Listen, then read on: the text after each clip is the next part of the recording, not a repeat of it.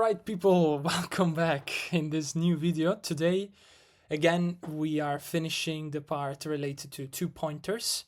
To be honest, I had a look at the description of this problem and it feels like we're dealing with a very similar problem to the one we solved last time, which is 2sum 2 input array is sorted. So let's see now how we can approach this kind of problem. So we are given an array integer, an integer array height of length n. So there are n different vertical lines drawn such that the two endpoints of the ith line are I0 and I height I. Okay, so just to give you an idea of what this means, I have a bunch of lines, guys. And these lines start at 0 and finishes at a certain height. Let's call it I. Okay, and it depends, of course, of the bar we're taking into consideration. So now the idea is find two lines that together with the x-axis form a container such that the container contains the most water. Okay? Why do I say that this is similar to the problem we were dealing before? Because again, it feels like we need to move each time one bar to the right or to the left. This is what it feels like, which is actually the point of two pointers. That is why they are similar. Return the maximum amount of water a container can store. Notice, you may not slant the container. Okay. Fair. I don't know which kind of solutions include slanting the container.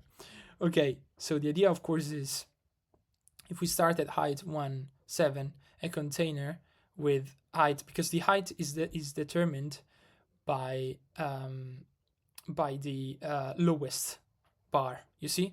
So in this case, we would have a container that can arrive at an height of at most 1.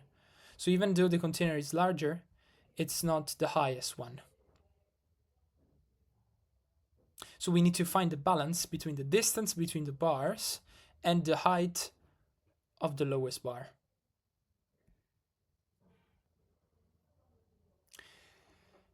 So what comes to my mind now is that we may actually have a pointer that at the first line and at the last line, and we can just say, okay, so I calculate the total, let's say, area of water that we can contain, and then we move other I, let's call I, so let's define I as 0, and then we define j as the length of height minus 1, as always. And then we increase I or j depending on which bar will be the highest. All right, people, I'm back, and yeah, a lot of time passed. So here I am in my usual background. I'm back, and I had a lot of time to think about this problem, even though I didn't try to code it yet, but I thought a lot about it in the meantime, so I actually have a clear idea about how to solve it, but let me first explain how I think is the best way to approach this problem.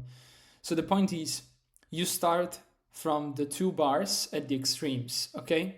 So the area of the container is basically equal to, let's call the value at the extremes I and j. At this point, they are 0 and the length of the array minus 1, of course.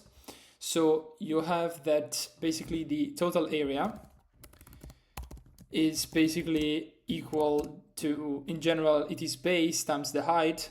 So you generally do j minus I, this multiplied by the height. And of course, the height is basically the minimum between the two bars, okay? So it's gonna be something like the minimum between height I and height j. This is what the total area is, okay?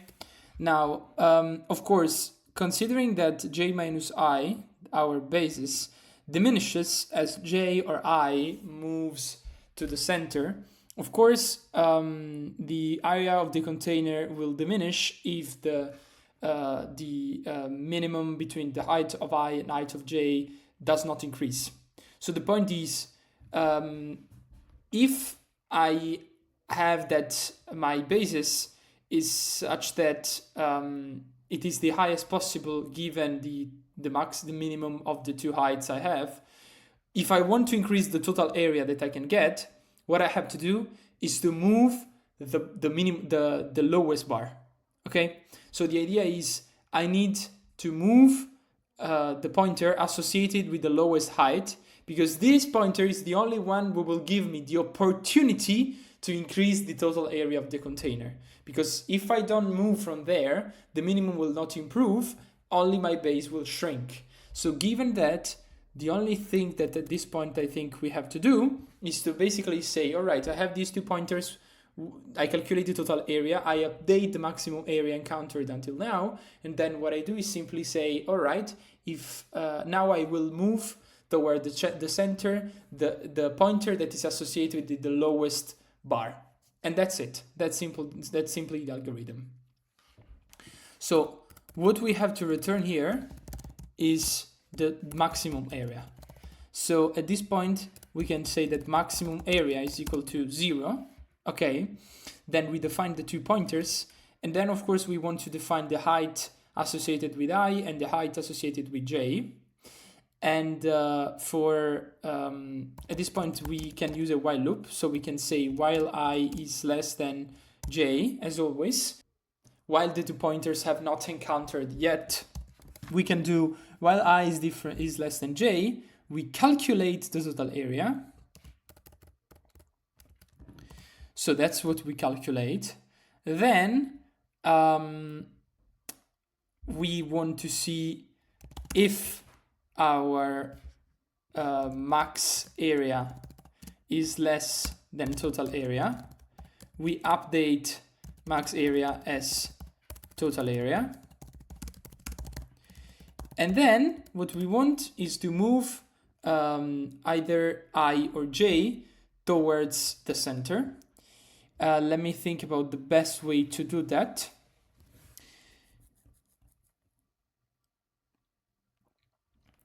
So basically we have to take the minimum and then see if the minimum is height I or height J. So at this point we can define minimum, which is basically the min between these two heights. And then we can do if minimum is equal to height I, then I gets increased by 1. Otherwise, J gets decreased by 1. But this should be, of course, inside the while loop. Yeah. And then we return max area. And this should work in principle. So let's see if it works. We got a runtime error. Okay, this is because of an indentation error, sorry. Let's try again. This should be here. Okay, let's try again.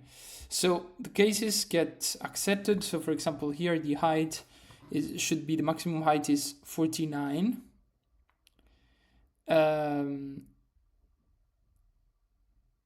49 is 7 times 7, which I think it's this 7 times this 8. Yeah, it's exactly what is shown in this picture. So you have a 7 for base, and of course you multiply by the lowest bar. Here it's 1, but of course we lack of test cases, so let's try to submit and let's say if it works correctly. Yes, it does.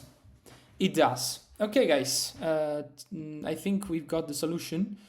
So let's now think about how good is this solution in terms of time complexity and space complexity. So space complexity, since we are defining just I and J, the minimum, the total area, but there is no array that we are defining. So outside of the input, which is basically an input of size n, the space complexity is basically O1. While in terms of time complexity, we have a while loop, which in the worst case scenario means that we're going to repeat the operation n times. So it's On, where n is the length of the array heights. And that's it, because then we just have if and else statements. So yeah, I think it's on. So the time complexity is gonna be on. So I think this is already a very efficient algorithm. So I think we can consider this algorithm solved. As I said, guys, I basically solved that in my mind before recording this second part of the problem, because I had time to think about it. So thank you very much for watching this video. See you next time. Bye bye, guys.